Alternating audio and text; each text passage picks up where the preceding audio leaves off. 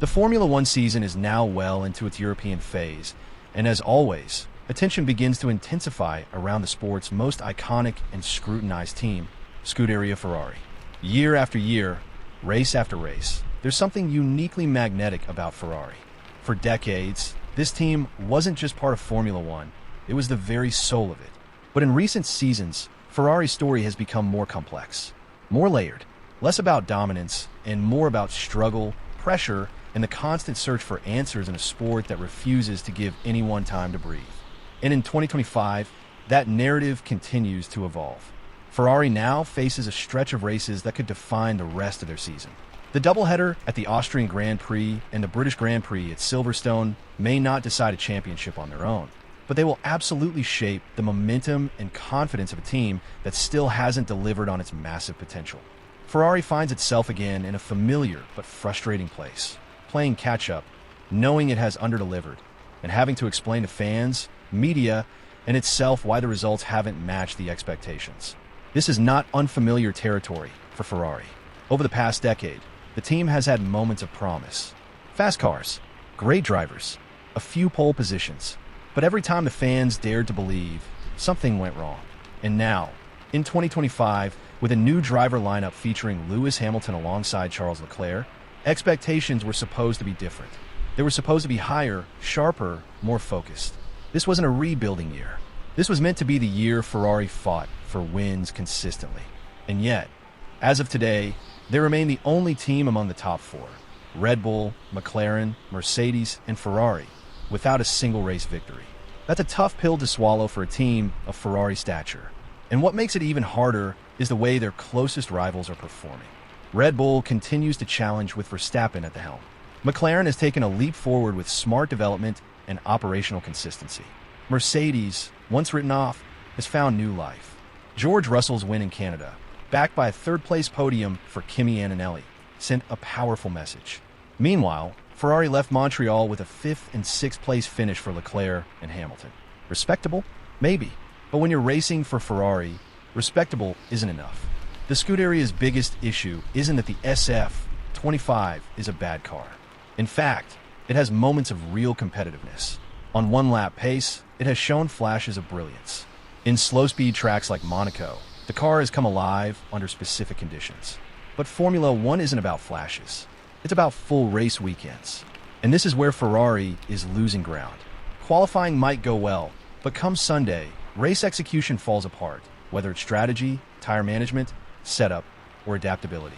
And that has been the recurring theme all season. With the next 2 rounds in Austria and Silverstone, Ferrari is preparing to bring new updates to the SF25 chassis. These changes aren't just for performance.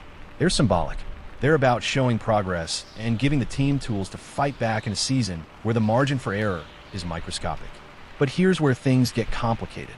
In today's F1, especially as we near the end of the current aero regulations before the reset in 2026, updates don't bring huge gains. They bring tweaks, shifts in balance, hundredths of a second. And that means one thing: execution matters more than ever. Team principal Frédéric Vasseur made that crystal clear after Canada.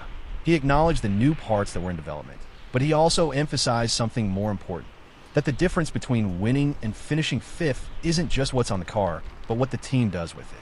We will have an upgrade soon, before the UK, he said. But there's much more in execution and what you get from the car than the potential of the car itself. That's a revealing comment. It's a quiet admission that Ferrari has been leaving performance on the table. The issue isn't always the tools. Sometimes it's how they're used. Vasseur went on to say that in previous cases, it took the team 1 or 2 race weekends to adapt new components into the car setup. And in modern Formula One, that delay is deadly. No team has time, no driver has patience, and no championship waits for a team to catch up. When a team like McLaren can bring upgrades and make them work instantly, the bar is raised. And Ferrari knows it. The root of Ferrari's struggles comes down to cohesion. From the pit wall to the garage to the track, the entire package must function seamlessly. And that's where they've been faltering. Tire strategy in particular has been a repeated weak link. In Canada, tire degradation caught them out again. In Monaco, they had pace under specific low-speed circumstances, but lacked broader adaptability. And at more versatile tracks like Barcelona or Imola, They haven't shown the ability to read a race and respond in real time. Vasseur himself summed it up simply. If the team is doing a very good job on the tires, they will be in front. It's the same for everyone, and we have to do a better job. That level of honesty is refreshing, but it also highlights the magnitude of the challenge ahead. The new upgrades may add some speed. They may improve corner balance or straight line drag. But if Ferrari doesn't improve how they prepare, how they execute, how they respond, it won't matter. Austria presents a unique challenge. It's a track with rapid changes of direction and significant curb usage. It's a circuit that tests stability and traction, areas where Ferrari has been exposed. Silverstone, on the other hand, is all about high-speed aero efficiency. Long corners, tire energy, pressure. It's where setup and strategy must be flawless. If Ferrari shows up and can't nail the basics, they won't just lose ground. They'll lose relevance in a season that is getting tighter with every race. But there is still opportunity. There's still time to respond. The question is whether Ferrari has the internal clarity and operational sharpness to make the most of what they've got. The car doesn't need to be the fastest over a single lap. It just needs to be consistent. It needs to work across different temperatures, fuel loads, and tire compounds. And above all, it needs to be supported by a team that understands how to manage the full 305 kilometers of Grand Prix, not just the first corner. In the broader picture, Ferrari's situation is a reminder of what makes Formula One so brutally demanding. This sport isn't just about building a fast machine. It's about using that machine better than anyone else. It's about controlling variables that no wind tunnel or simulator can predict. Weather, tire degradation, safety cars, split-second decisions. And every time Ferrari slips, their rivals capitalize. There's no hiding in this sport. No time to reset. No excuses that fans will accept for long. And that's what makes these next races so critical. Not just because they might determine points, but because they will reveal character. Has Ferrari truly learned from its mistakes? Can it adapt faster than McLaren or Mercedes or Red Bull? Can it be bold without being reckless? Can it find leadership in moments of confusion and deliver under pressure? These are the real questions now. They're not about lap time. They're about mentality, identity, culture, and how you respond when the sport stops forgiving your excuses. The answer will arrive not in words, but in performance. When the lights go out in Austria and Silverstone, Ferrari will have a chance to show whether it's still the team fans believe in or whether it's lost in transition yet again. And for millions around the world, this story still matters. Because Ferrari isn't just another team on the grid. It's a symbol of passion, of pride, of possibility. And Formula One is always better when Ferrari is in the fight. But that fight needs to start now. Not in a few months. Not after more data. Not after another evaluation. It needs to begin with these two races. Because the longer they wait to get it right, the harder it becomes to catch up, both on the track and in the minds of those who wear red every Sunday. So if you're watching Ferrari closely, pay attention to the little things. The strategy calls, the pit stop timing, the body language in the garage, the pace in final practice. These are the indicators that will tell us whether this team is still chasing or if it's finally ready to lead. In the end, Formula One doesn't reward history. It rewards execution.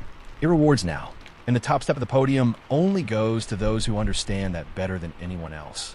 Ferrari's next steps will say more than any press release ever could.